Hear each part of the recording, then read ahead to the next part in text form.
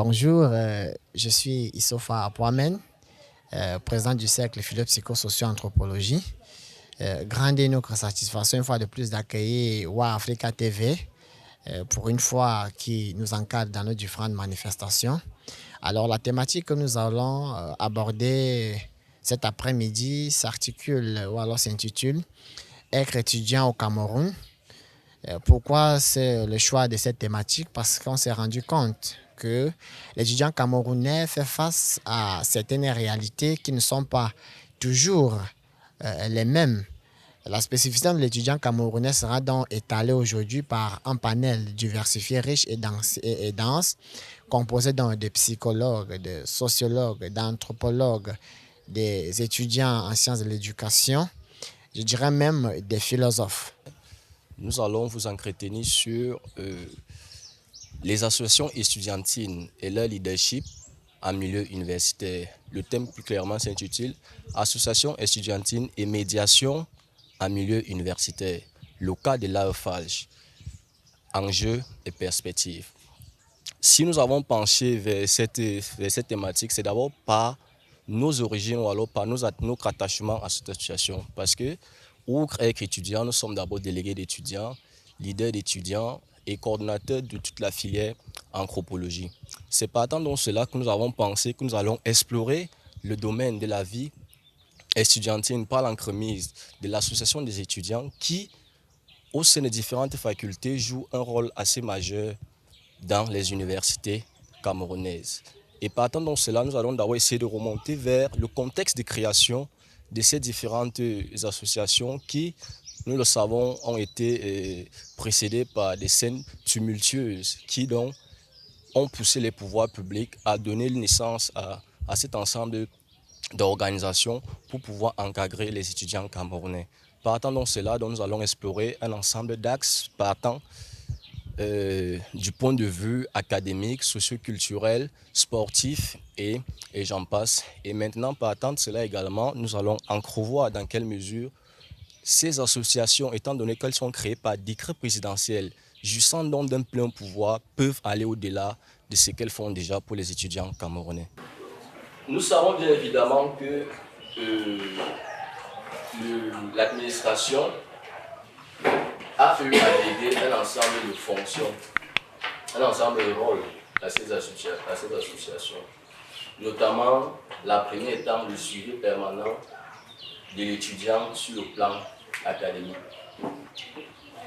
Aujourd'hui, pour des questions de notes, des questions de profil académique, des questions de certificat de scolarité, des requêtes de toute nature, la structure première à laquelle on s'adresse, c'est le président de l'association, je veux dire l'association des étudiants, et partant de ces différents démembrements, c'est-à-dire les délégués, les cercles scientifiques, et j'en passe. Lors des processus de préinscription, par exemple, nous savons que la charge revient ici à cette association qui se doit de se rassurer du vécu pacifique des nouveaux venus au sein de cette maison. Par ailleurs, l'association également épouse un caractère social car il vient biennement en aide à beaucoup de cas sociaux. Elle a autant pour moi une dimension, je veux dire, socio-culturelle, sportive et ludique. Actuellement, nous sommes en train de parler de la coupe du doyen et qui, bien évidemment, très bientôt nous parlerons de la semaine culturelle. Outre cela, j'ai parlé donc des clubs culturels qui également ont un certain souci, qui se font un certain souci de l'étudiant. Et donc, nous avons par exemple donc, les clubs intégrité. Donc, par exemple, également, je suis secrétaire général, le club intégrité qui est chargé ici de lutter des questions liées à la corruption et les délits assimilés, trafic de normes, harcèlement sexuel. Donc, c'est dit quoi? C'est dit, il existe tout un ensemble d'arsenal qui peut permettre à ce que les problèmes des étudiants soient pris en charge. Pour la conférence de tout à l'heure, je présente une communication qui s'intitule Démocratisation et enseignement supérieur au Cameroun, l'émergence d'un nouveau modèle d'étudiant. En fait, j'interroge 60 ans après la création de l'université et puis 30 ans après la réforme universitaire de 93, la manière dont la relation pédagogique, c'est-à-dire le rapport entre l'étudiant et l'enseignant, a évolué, passant d'un contexte carrément où l'enseignant était le seul à, on va dire, normer la relation, à un autre contexte où, depuis les années 2000, et puis avec l'installation du système LMD, l'étudiant a de plus en plus gagné des marges de liberté, de telle sorte qu'il soit capable désormais à faire des requêtes ou bien à influencer d'une certaine manière la relation pédagogique. Donc, ça nuance et ça vient en rupture avec cette manière de concevoir l'étudiant comme étant un être sans défense qui ne peut rien dans le cadre de l'enseignement à l'université. Et donc, ça permet de renouveler les lectures concernant le rapport pédagogique en milieu universitaire. Les étudiants camerounais, selon leurs enseignants, ont appris à subvertir la relation pédagogique. C'est-à-dire qu'ils considèrent que là où leurs enseignants, là où les enseignants des années 80-90 étaient autoritaires et n'avaient pas d'autres négociateurs dans la relation que eux-mêmes, l'étudiant camerounais de 2010 en montant, 2020-2021, est plus à même d'avoir son mot à dire dans la relation. Il y a eu un moment, depuis la création de l'université, depuis 1962 aux années 2000, où, à cause du déficit d'encadrement, il n'y avait pas beaucoup d'enseignants, à cause du déficit infrastructurel même, l'enseignant était appelé à tout faire avec les moyens dont il disposait. Par conséquent, il se voulait beaucoup plus rigoureux vis-à-vis des étudiants. Par exemple, on a des faits comme aujourd'hui, un étudiant peut faire un CC, peut venir faire un rattrapage de CC s'il n'a pas il n'a pas fait le jour dit.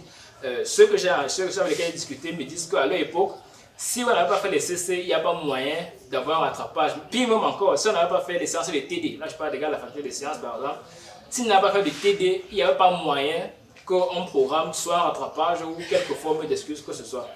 Le problème principal pour quelqu'un qui s'occupe des questions d'éducation, c'est celui de la préparation des cours et donc de la formation des enseignants. Beaucoup d'étudiants à ce moment-là, en contexte de fermeture cognitive, parce qu'aujourd'hui je considère en 2021 qu'il y a une telle largesse de ressources numériques ou bibliographiques qui fait que l'étudiant a accès à d'autres sources de savoir qu'à l'époque. Or, les années 80 et 90 ne connaissaient pas Internet, du moins pas à Yaoundé. Du coup, l'enseignant était le seul à dire ce qui est vrai et ce qui ne l'est pas. Donc c'était un peu un contexte d'autoritarisme sans faire de clin d'œil au système politique en vigueur. Il y a ce que j'appelle la pacification au premier abord des rapports universitaires entre enseignants et étudiants.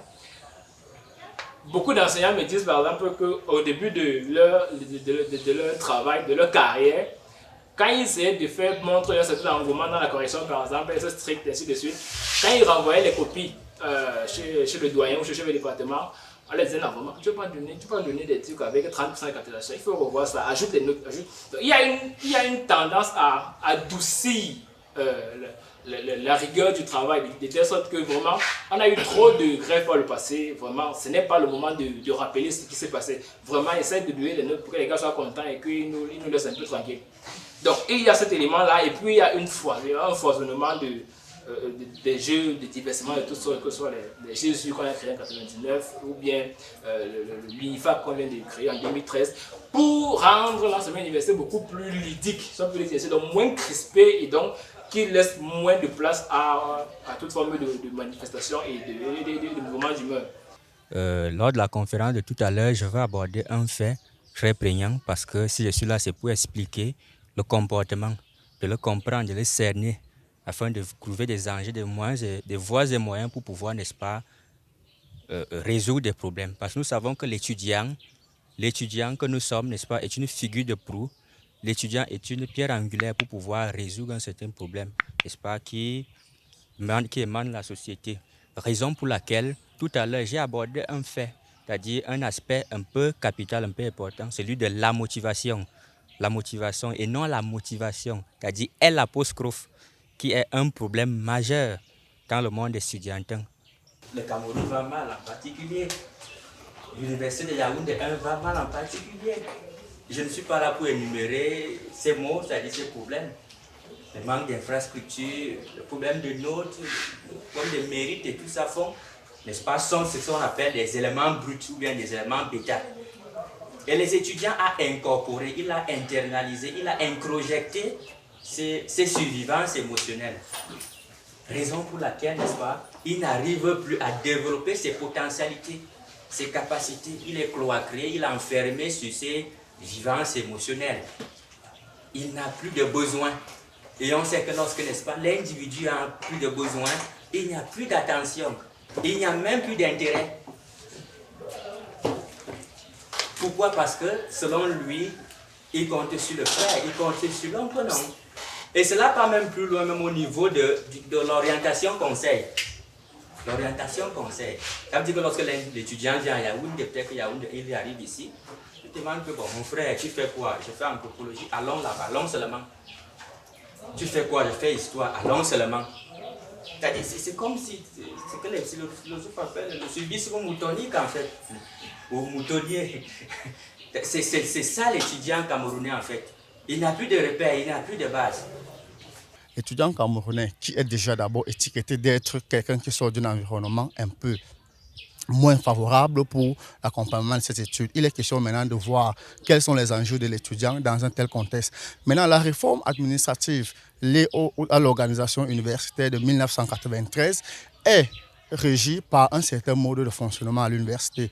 Cependant, le ministère de l'Enseignement supérieur, à travers la président de la République, a créé un test en 2001 qui était revu en 2008 pour le fonctionnement du statut de l'étudiant en milieu universitaire. Il est question de décrypter ces enjeux et le vécu de ce statut de l'association par rapport aux étudiants. Tout de même, on va se pencher sur la DEC, qui est une association qui défend les droits des étudiants camerounais, pour voir quel concept cette association a à défendre. Tout de même, on va finir pour essayer de proposer quelques solutions diagnostiques pour voir comment l'étudiant camerounais peut s'en sortir dans un tel concept. Pourquoi on est là aujourd'hui? On est là aujourd'hui parce qu'on se rend compte qu'il y a un problème scientifique. C'est pour ça que le panel est abrité des chercheurs. Il y a un problème scientifique.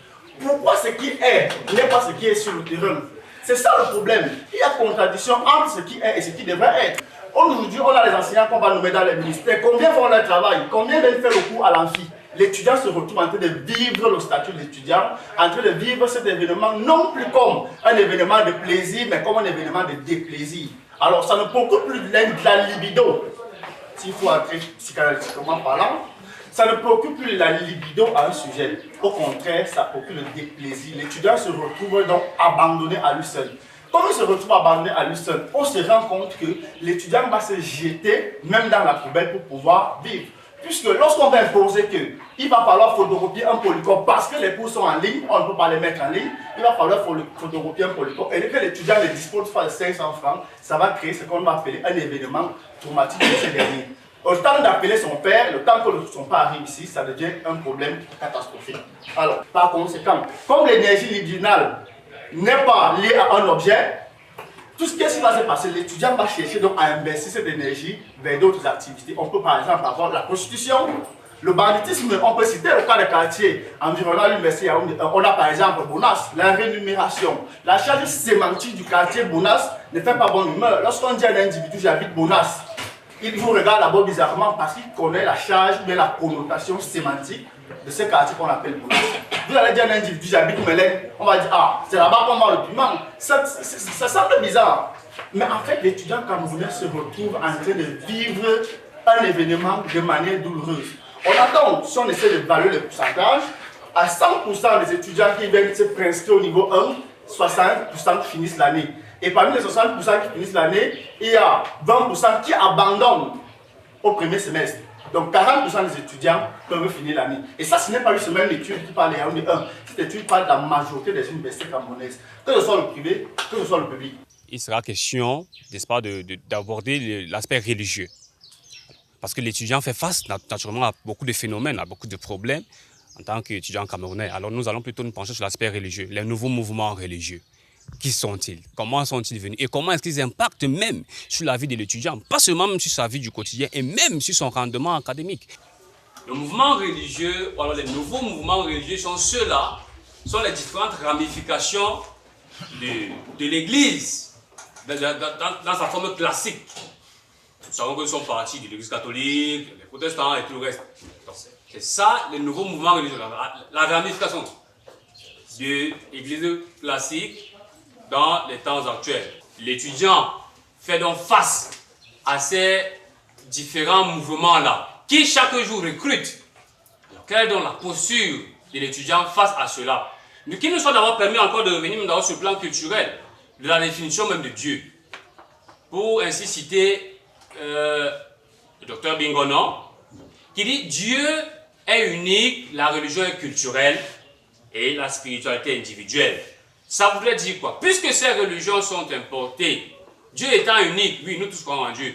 La religion est culturelle, chacun a sa façon de prier, c'est Dieu qui est unique. Et la spiritualité est individuelle, c'est-à-dire chacun maintenant individuellement a sa façon, ses représentations de Dieu, il a ses hauteurs. De plus en plus, nous constatons que dans nos milieux, dans notre université, précisément c'est Yaoundé, ces disciples des nouveaux mouvements religieux, ces chrétiens, recrutent. Ils viennent vous prêcher l'évangile. Cependant, l'Église n'a pas eu la volonté de nous présenter réellement ce que c'est en contexte africain, de contextualiser le christianisme. Parce que nous avons d'abord des valeurs nous-mêmes d'abord en tant qu'Africains. Nous avons nos religions en tant qu'Africains. Or, les gens comme on a des poèmes plus pratiques. Il ne suffit plus seulement de contextualiser, d'avoir une pensée de Dieu, de ce Dieu pourvoyeur, qui viendra écrire à notre place. La preuve, on a des bics bénis aujourd'hui. À la veille des examens, un bic qui coûte 1000 francs. On a des eaux bénies, on a des mouchoirs bénis. C'est-à-dire quand vous êtes souffrant comme je suis là, tu prends l'eau bénie et tu bois, tu es guéri. Tu viens en salle d'examen, tu seras inspiré. C'est ça qu'on prêche à l'étudiant camerounais.